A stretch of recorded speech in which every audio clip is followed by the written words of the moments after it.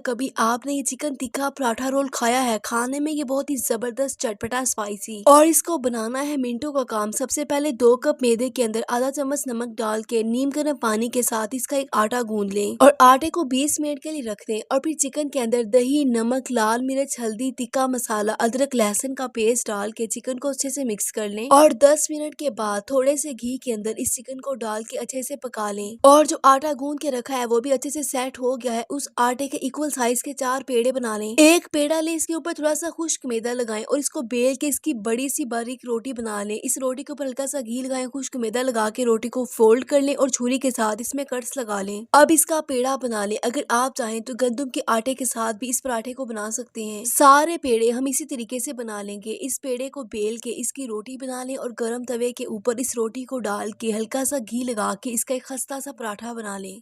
और अब हम बना लेते हैं एक स्पेशल ग्रीन चटनी। सबसे पहले ताज़ा धनिया, पुदीना, अदरक, हरी मिर्चें, लहसुन, आधा चम्मच नमक, 1 चम्मच नींबू का रस डाल के इन सबको ग्राइंड कर लें। आधा कप मेयोनीज के अंदर 1 चम्मच इस ग्रीन चटनी का डाल के मिक्स कर लें। तो ये बन गई स्पेशल ग्रीन मेयोनीज।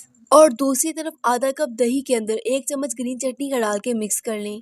पराठे के ऊपर पहले ग्रीन मेयोनीज लगाएं, फिर चिकन, थोड़ा सा प्याज और दही की चटनी ऊपर से लगा के इस पराठे को कर लें रोल। तो ये देखिए एकदम market style chicken tikka paratha roll है तैयार। इसको देख के आपके मुंह में भी आ गया ना पानी।